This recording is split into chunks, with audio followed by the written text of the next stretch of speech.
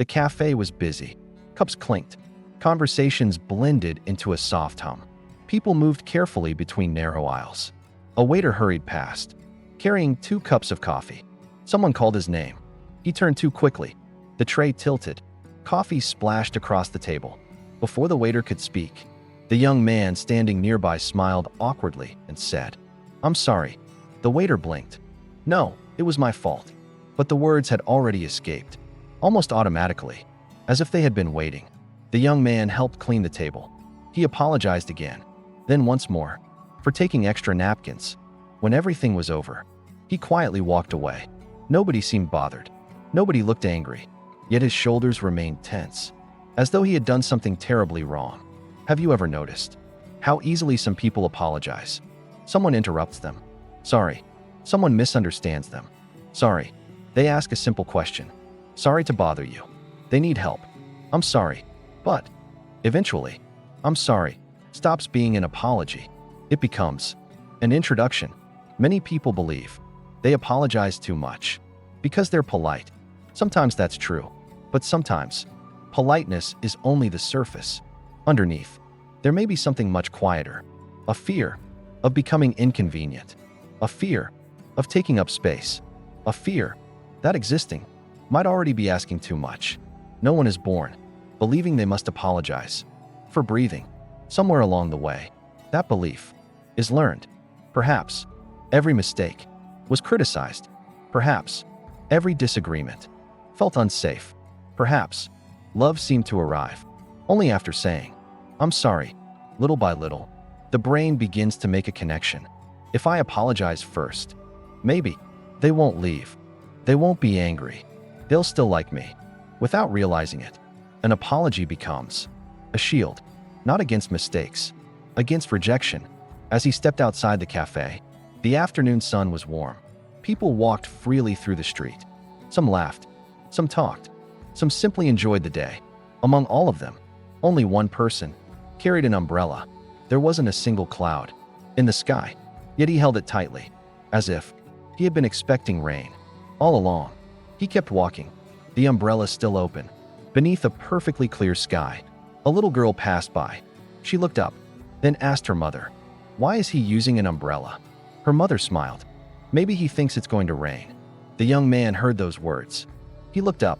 The sunlight touched his face. There wasn't a single cloud. For the first time, he noticed how strange it looked. Then a quiet thought crossed his mind. Maybe I've been carrying something I no longer need. Our minds work in surprising ways.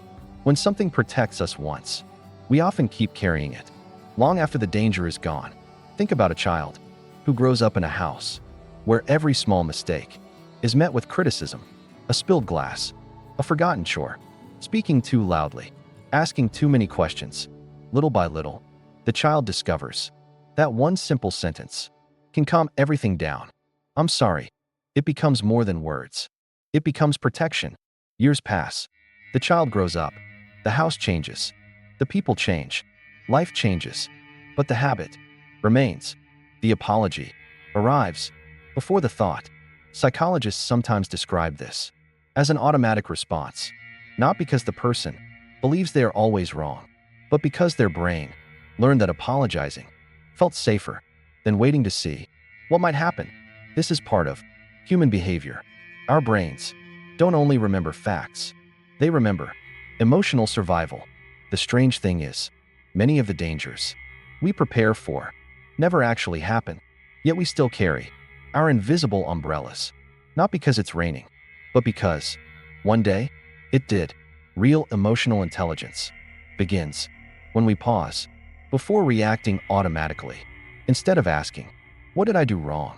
we begin asking, "Did I actually do something wrong?" Those two questions sound almost identical, but they can lead to completely different lives. One comes from fear, the other comes from awareness. Slowly, the young man closed his umbrella, not because he was certain nothing bad would ever happen, but because he realized he didn't have to prepare for every storm before it appeared. The next morning, he stopped at a small bakery. The line was short. The smell of fresh bread filled the air. Everything felt ordinary. When it was finally his turn, He pointed to a loaf on the shelf. "I'd like this one, please." The cashier smiled. "Of course." As she reached for the bread, he almost said it. "Sorry." The word rose to his lips, then quietly disappeared. For the first time, he asked himself, "What exactly am I apologizing for?" He wasn't late. He wasn't rude. He hadn't interrupted anyone. He was simply buying bread. The cashier handed him the bag. "Have a wonderful day." He smiled. "Thank you." Only 2 words. No apology. He stepped outside. The umbrella was still in his hand. He looked up. The morning sky was beautifully clear. Slowly, he folded the umbrella and carried it at his side, not because he believed life would never rain again, but because he no longer wanted to live expecting every sunny day to become a storm. Overthinking often whispers that people are judging us more than they really are. In reality, most people are thinking about their own lives, their own worries, their own mistakes. Far fewer people are keeping score than our minds imagine. Of course, there are moments when saying, "I'm sorry," matters deeply. When we've hurt someone, broken trust, or made a genuine mistake, a sincere apology can heal relationships. But when apology becomes a habit instead of honesty, it slowly changes the way we see ourselves. Every unnecessary apology quietly sends the same message to your own mind. Maybe I am the problem. And if you repeat that message every day for years, your mind may eventually believe it. Real emotional intelligence isn't about apologizing. More often, it's about knowing when an apology is needed and when kindness can simply sound like, "Thank you for waiting. I appreciate your help. I'm glad you told me." Those words carry warmth without carrying unnecessary guilt. As he walked home, the umbrella rested quietly against his shoulder, still there, but no longer open. Some habits don't disappear in a single day. They become lighter, one choice at a time. Maybe the strongest sentence isn't, "I'm sorry." Maybe it's, "I don't need to apologize for existing." Thank you for spending these moments with Psychology Canvas. If today's story spoke to you, subscribe for more journeys into human behavior, emotional intelligence, and overthinking, because every mind has a story, and every story deserves compassion